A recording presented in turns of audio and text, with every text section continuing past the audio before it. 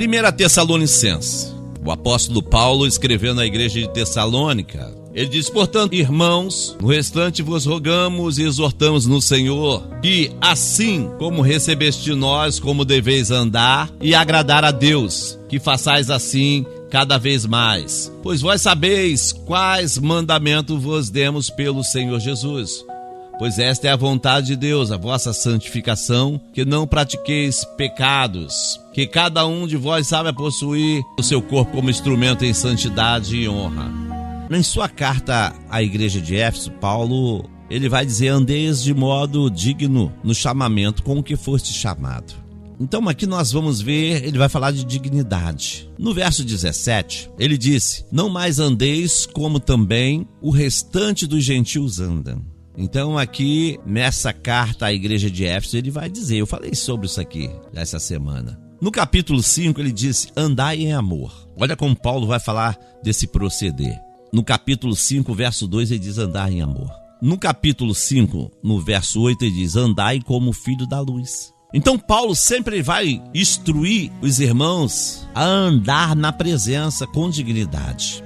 Lá em 2 aos Coríntios, na carta à igreja de Coríntios, no capítulo 5, verso 7, ele diz: porque andamos por fé e não por vista. Quando nós andamos por fé, nós andamos como filho da luz. Nós andamos em amor. Não vamos andar como os gentios andam. Paulo está dizendo: você não vai andar como o mundo anda. Você tem que ser diferente. Paulo está dizendo porque o andar aqui, ele sugere o que? Progresso. E esse progresso nós temos de incessantemente fazer para que esse progresso em nossa vida cristã, ele venha a cada dia progredir. Porque o andar exige força, não é verdade? E Deus, na realidade, ele promete nos fortalecer. Deus, ele promete nos fornecer forças que precisamos para caminhar com ele. Porque no final da caminhada da vida, nós vamos entrar na real presença do Senhor, na mansão celestial. Nós vamos ver no livro de Gênesis capítulo 5, 24, e andou Enoque com Deus, e não apareceu mais, porquanto Deus para si o tomou. Ou seja, Enoque foi transladado. Deus levou Enoque. Ou seja, Deus amava tanto Enoque que tinha ciúme de Enoque nesse mundo. Então andar em santidade, como Paulo diz, ele fala de andar para agradar a Deus. Ele vai dizer que todos vivem para agradar alguém. Ele vai dizer que no versículo 1 de 1 Tessalonicenses capítulo 4, como deveis andar e agradar a Deus. Então ele vai dizer de agradar a Deus, mas também agradar aos irmãos. E muitas pessoas vivem só para agradar a si mesmo, ou agradar um grupinho, e elas são insensíveis às necessidades dos outros. É verdade? E Paulo nos ensina primeiro andar para agradar a Deus. E de que forma que eu vou andar para agradar a Deus? Agradando o meu irmão. Há outros que vivem para agradar aos homens, ou seja, poucos se esforçam para agradar a Deus. São os mundanos. Agrada aos homens, agrada o patrão, mas não agrada a Deus. E agradar a Deus deve ser a principal motivação da vida cristã. Não é verdade? A principal. Jesus disse: eu faço sempre o que lhe agrada. Então agradar a Deus significa mais do que simplesmente fazer a sua vontade. É possível obedecer a Deus e ainda não agradá-lo. A igreja de Éfeso deixou o seu primeiro amor. Recebeu uma advertência severa do próprio Jesus. Tinha abandonado o primeiro amor. E esta carta registrada em Apocalipse 2, 1 ao 7, pode nos ensinar esta lição poderosa sobre arrependimento e praticar as primeiras obras. Ele diz assim, tenho porém contra ti que abandonaste o teu primeiro amor. Lembra-te, pois, de onde caíste, arrependa-te e volte à prática das primeiras obras. E se não, venho a ti e moverei do seu lugar o teu candeeiro, caso não se arrepende. Aqui nós vamos ver que nós temos esse privilégio de andar com Deus. Essa igreja deixou o primeiro amor. E Paulo vai dizer que assim como recebeste de nós, como deveis andar, amando as pessoas. Você lembra de Jonas? Deus manda ele não, o povo ninivita é um povo perturbado. Por mim vão morrer tudo lá no pecado. Não é verdade? Deus deu uma ordem para ele e ele não obedeceu. Ele não acatou a obediência de Deus, a ordem de Deus. Fez o que bem entendesse. Mas eu quero dizer para você que Deus, ele vai tratar com Jonas, e Jonas, ele vai ter que pregar para os ninivitas. Então a nossa obediência, ela deve ser não servindo à vista, como para agradar os homens, mas como servo de Cristo, fazendo a vontade de Deus, a vontade do Espírito Santo. Porque quando o meu coração está cheio de Deus, aí eu vou fazer a vontade do coração, porque meu coração, quando eu falo de coração, eu não falo de músculo, eu sempre falo isso aqui. Eu falo da alma conectada com Deus. E se a minha alma está conectada em Deus, eu obedeço a Deus. E quando Paulo ministrou em Tessalônica, ele deu aos crentes mandamentos de Deus sobre a santidade pessoal. Ele os lembrou de que alguma coisa que é pecado, que você não tem que buscar a vontade de Deus a respeito, porque elas já estão claras, né? Na Santa Escritura. Eu sei que fumar é pecado, eu sei que beber é pecado, a gente sabe que a prostituição é pecado, se a gente faz consciente. E eu não preciso, Deus, eu vou pecar. Deus, eu posso pecar? Deus, eu vou fumar um cigarrinho escondido, eu posso? Não. Há coisas que é pecado que você não tem que buscar a vontade de Deus a respeito para saber se é certo ou errado, porque você já sabe que é errado. Então nós devemos andar nesse caminho para obedecer o nosso Deus, o nosso Senhor. E este é o lado positivo do mandamento de Deus, andar para glorificar a Deus. Então os cristãos são pessoas com propósitos diferentes dos demais. Qual é o nosso propósito? Obedecer a Deus acima de todas as coisas. Amar o nosso irmão, amar a Deus acima de todas as coisas. Aquele que não conhece a Deus, eles vivem vidas ímpias. Mas nós que conhecemos a Deus, temos o quê? A gloriosa obrigação de glorificá-lo nesse mundo. Em que caminho você está trilhando? Em que caminho?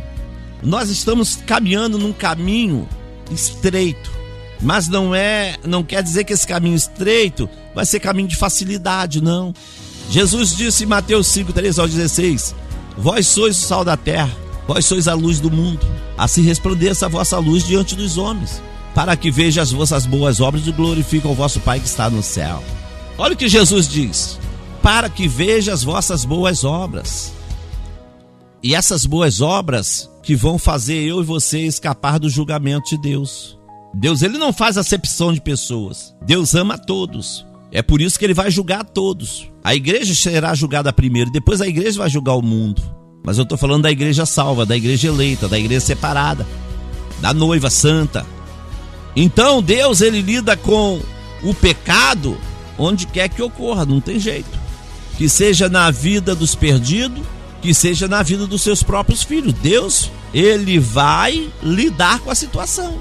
O fato de eu e você sermos cristãos não nos exima do seu julgamento sobre os nossos pecados. Não, você é meu, você é separado, eu não vou te corrigir, não tem essa. Gálatas 6, 7 vai dizer assim, ó: não erreis, Deus não se deixa escarnecer, porque tudo que o homem semeia, isso também ceifará. Então nós devemos ser encorajados a viver uma vida santa, porque nós somos salvos, nós somos santos. Sede santo conforme o vosso Pai é santo. Então Paulo fala de um andar santo que envolve o relacionamento com o Pai. O Pai que nos amou a ponto de dar o seu Filho amado Jesus Cristo. E isso é uma evidência, não tem jeito. Isso é um relacionamento correto com aqueles que nos rodeiam. Amar como Deus nos amou, como Deus enviou o seu Filho. Paulo fala em andar em amor. O amor fraternal. O amor que não conhece fronteiras. É por isso que aqui na Rádio ADEC Sem Fronteiras, nós sempre chamamos os irmãos à união, a amar, a respeitar, a ajudar um ou outro. Se Paulo está ensinando, porque ele tinha ensinado quanto aos princípios do amor fraternal. Eu só posso ensinar aquilo que eu aprendo. Por que a igreja hoje quase não tem ensinamento? Porque quase ninguém vai à escola bíblica dominical, quase ninguém vai mais ao culto de doutrina, o culto de ensinamento. Então aqui, a igreja de Tessalônica, eles entenderam o princípio até um certo ponto.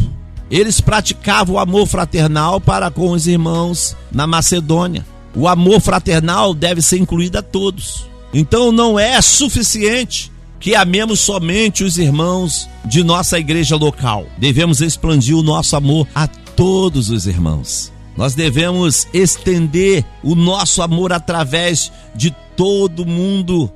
Devemos amar a todos. Jesus disse: amai os vossos inimigos, orai por eles, perdoai. Então nós temos que andar em honestidade, andar em amor. Nós precisamos dar testemunho honesto da nossa vida, do nosso trabalho. Ou seja, precisamos andar num caminho estreito que não conduz à vida eterna. Precisamos ter testemunho honesto para ganhar os perdidos. Um crente que faz o seu trabalho honesto é o crente que está fazendo para Deus. Ele é cuidadoso para manter um bom testemunho. Ele mantém uma influência correta para com os perdidos. Nós temos a verdade de Deus quando o Espírito Santo habita em nós. Sem Cristo não há esperança para um futuro. Deus, Ele nos dá a certeza, Ele nos dá um conforto que um dia nós vamos morar no céu. E nós precisamos acreditar nisso. A base da nossa esperança é que nós cremos no Evangelho. A Bíblia Sagrada, ela é a bússola. Quando você fica perdido, se você tem uma bússola, você não vai se perder. Ela vai te dar a direção. Então o Evangelho, ele te mostra o caminho da verdade. O Evangelho, ele te mostra o caminho. Ele vai te falar sobre a ressurreição do nosso Senhor e Salvador Jesus Cristo, que disse: eu vou, mas não deixarei órfão, vou deixar um amigo, Paracleto, o Consolador. Mas eu voltarei e vos levarei para mim mesmo. Então eu quero dizer para você que haverá uma ressurreição. O próprio Senhor retornará pessoalmente para levar os seus. E quando ele voltar, vai emitir um grito de comando. E os mortos em Cristo ressuscitarão primeiro. Mas vai levantar aquela alma redimida pelo sangue do Cordeiro. Os ossos já se desfizeram, mas os mortos ressuscitarão primeiro. Da onde? Do seio de Abraão, do lugar de repouso. Não é ali do cemitério. Ele já demonstrou o seu poder de trazer mortos à vida. E ele está dizendo hoje: se você está morto espiritualmente, eu tenho poder para te ressuscitar. Ele ressuscitou Lázaro para provar o seu amor e provar o seu poder. Lázaro morreu de novo. Agora ele vai ressuscitar na primeira ressurreição, junto com os que morreram. Eu quero dizer para você que vai haver um arrebatamento e nós seremos arrebatados juntamente com eles no ar. Ali, eles e nós, todos juntos, vamos encontrar com o Senhor nos ares. Oh, glória! Aleluia! Deus Santo! Você está preparado para esse dia? Oh, glória! Embora nunca tenhamos visto antes, já o temos conhecido. E a sua presença em nossa vida, ela é real. Sua presença é real. Nós vamos conhecer pelos sinais dos cravos em suas mãos. E nós vamos continuar juntos por toda a eternidade. E você quer estar juntos com o povo de Deus? É necessário aceitar a Cristo nesse dia. É necessário se arrepender.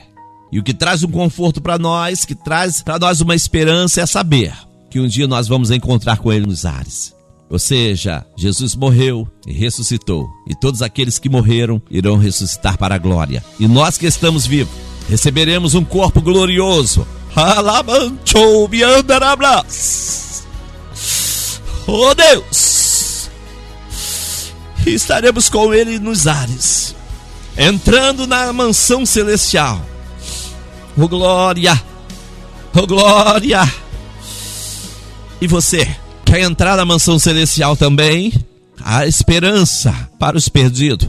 A esperança para a árvore que foi cortada. Ao cheiro das águas brotará água do Espírito Santo, água que corre do trono de Deus nessa manhã. Passa lá, mandaga soube, anás.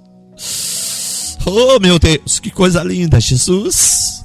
Deus te convida a andar em santidade. Deus te convida a andar em amor, em honestidade. Caminhe com esperança. Fica firme. Como está a nossa caminhada? Eu quero deixar para você essa mensagem. Esperei com paciência no Senhor.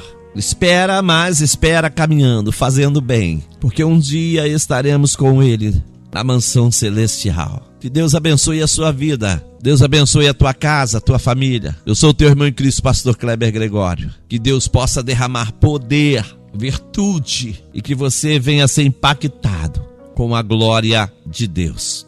Que Deus abençoe. Baruch Rabar Beshem Adonai. Bendito é aquele que vem em nome do Senhor. que a paz de Cristo reina sobre a sua vida e que você permaneça fiel nesse caminho até a volta do Senhor.